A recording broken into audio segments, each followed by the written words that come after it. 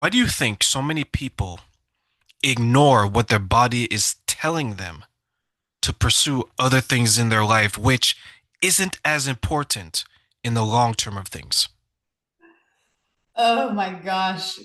Well, I think a lot of that has to do with what we feel are other people's expectations, which I say what we feel because it might not actually be that other people have those expectations, but our idea of what people expect of us dictates so much of how we live our life. You know, the identity that we think we have. It's like I love this quote from Jay Shetty. I'm not what I think I am.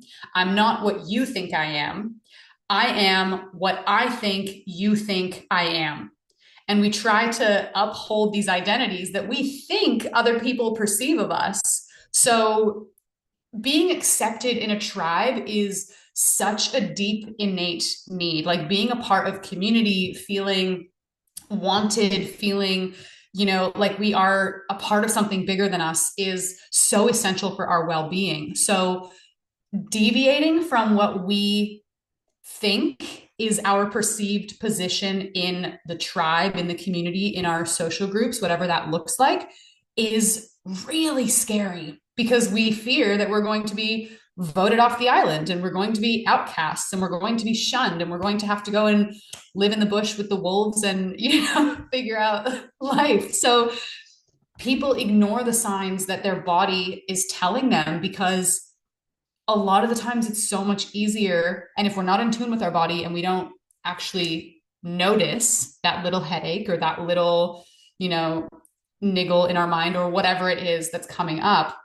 if we don't notice that and think, where's this coming from? And what can I do to fix it? And we think instead, I really have to go do this thing because that person expects me to do that thing. And I don't want to let that person's identity of me down because being in this tribe is important, then we are going to put ourselves and our self-care on the back burner. And it blows my mind that that guy is only getting 4 hours of sleep because I mean, I know myself, I'm very self-aware. I need 8 hours in the summer, and in the winter I need 10 hours of sleep a night, and that's just normal for me. And I give myself that as an act of self-care and as part of my mental health routine because I know that when I'm allowing myself to have adequate sleep, I get to function at my best and feel my best. And I love myself and I deserve to feel well. So I do that for myself. But again, if you don't have that level of self-awareness or self-love and wanting to feel your best, it's so easy to give into the idea of needing to fit a certain box and squish yourself in there with everything you can, even if it's going to lead to,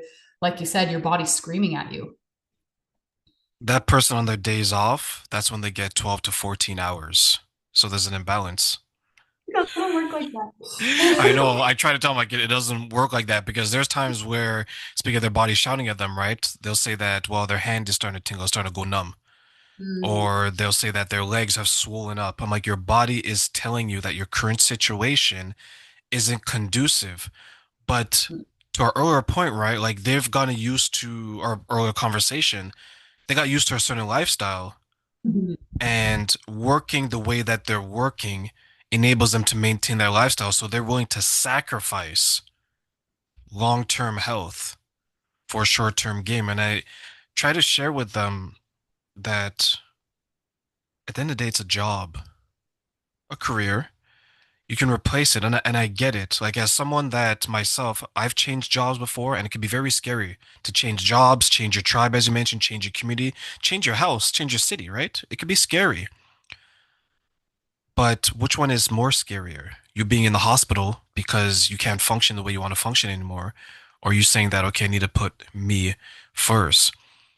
And I wonder sometimes, and I'll ask you, Carleigh, some people, do you think they sacrifice their health, mental or physical, because if they were to change their tribe, change a community, the fear of being alone is greater than the fear of not having the health that they currently have? 100%. And I think that people don't actually recognize the impact that their current lifestyle is having on their health because on a day to day, like you can live an unhealthy lifestyle for a long time and be pretty okay. Like you might not be thriving, but like you're getting by fine. The house is not on fire. Maybe there's slow fires like burning in the corners, but like you're fine. And then all of a sudden it becomes like that image of the dog sitting there like drinking his coffee, being like, this is fine, and the whole house is on fire around him. And it's like the frog in the pot. Like you don't realize that things are starting to heat up and that your body is starting to react in these slow ways because it's not sudden, it's not all at once, and you kind of just get used to this like underlying level of just being fine. And like you said, it is changing your lifestyle is uncomfortable. It's hard, it's challenging. And one of the big things that I really preach about is the power of leaning into discomfort. And when my life fully changed, when I was 19 and experienced that episode of mania, for 2 years before that, my biggest fear in the world was that I had bipolar disorder. Because, like I said, my dad had just been diagnosed. We had a very turbulent relationship. My idea of what that diagnosis meant was this very angry man who, did not have a good relationship with his daughter and all of these things. So I was so afraid that that might be possible in my own brain and in my own life. And when that became reality, when that fear was faced, it was like, oh, okay, I've just faced my biggest fear in the world and I'm absolutely fine. And it doesn't change who I am. And it doesn't mean that I'm going to become this angry person. And it doesn't mean that, I'm going to act in this way that I have these ideas. I'm still me. And I've experienced as low as it gets. I've now experienced as high as it gets. All I need to do is figure out how to be in the middle of those two and I'll be fine. And if I've just faced my biggest fear in the world, then what else am I capable of? And I started really becoming obsessed with facing my fears. And that next year of my life was absolutely transformational. I shaved my head that year just because I wanted to see what it would feel like to face the fear of living without hair. I went and did my yoga teacher training. I learned how to ski. I did a season whitewater paddling. And, I was, late 19, turning 20 through that year and doing all these things that I'd wanted to do my whole life, but was way too afraid because of the little box that I was living in of, living in the suburbs and not knowing how to get outdoors and not wanting to change my friend group and all of these things. And as soon as I actually stepped outside that box, my life just expanded in the most beautiful way. And then that gave me courage to do things later on. Like, I've moved across the world. I've done that twice now and ended up meeting my partner down here in Australia and did not, I grew up in Canada. I didn't expect to live in Australia, but I came down completely by myself right before COVID and met my partner 10 months later. And like all of these incredible, beautiful things were able to happen because I decided not to let fear hold me back anymore. And that's where, I love the quote, life begins at the edge of your comfort zone. And it is so true because if you're living in that place where you're fine and you're getting by, but you probably have big dreams that you feel are totally out of reach and maybe silly and childish and unrealistic, and you're afraid to take action on them.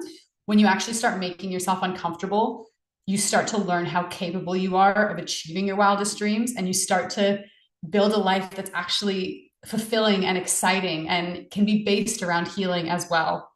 So I went on a little bit of a tangent there, but I just think it's so important to recognize the power of leaning into discomfort, not just for healing, even though it's a massive part of healing, but also for creating a life that you're proud to live.